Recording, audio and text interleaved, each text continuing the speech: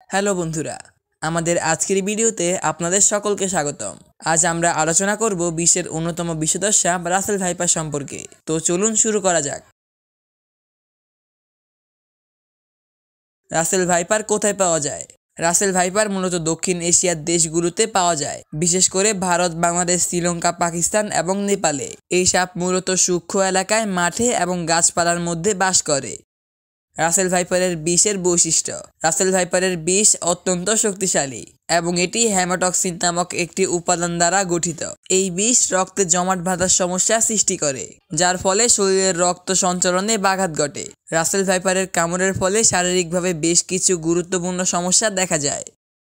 রাসেল ভাইপারের বিষের প্রভাব। রাসেল ভাইপারের বিষের প্রভাব সাধারণত খুব দ্রুত দেখা যায়। কামড়ানোর পর থেকেই বিষ শরীরে ছড়িয়ে পড়তে শুরু করে। এটি বায়ুতন্ত্রকে আক্রমণ করে। বিষের প্রভাব প্রায় 30 মিনিট থেকে 2 ঘন্টার মধ্যে শারীরিক লক্ষণগুলো দেখা দিতে পারে এবং দ্রুত চিকিৎসা না নিলে এটি মৃত্যুর কারণও হতে পারে। রাসেল ভাইপারের কামড়ের লক্ষণ। রাসেল ভাইপারের কামড়ের প্রধান লক্ষণগুলোর মধ্যে রয়েছে: 1. প্রচণ্ড ব্যথা, 2. ফোলা এবং লালচে রং হওয়া, 3. বমি বমি ভাব এবং বমি হওয়া, 4. শ্বাসকষ্ট, 5. রক্তচাপ কমে যাওয়া, 6. অজ্ঞান হয়ে যাওয়া ইত্যাদি। রাসেল ভাইপারের কামড়ের চিকিৎসা।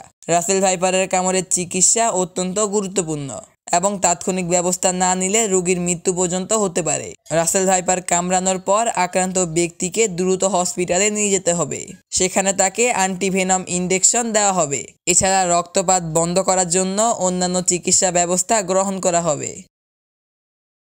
আজ আমরা জানলাম রাসেল ভাইপার সম্পর্কে, এর বিষের প্রভাব এবং কামড়ানোর পর কি করতে হবে। আশা করি আপনি বুঝতে পেরেছেন।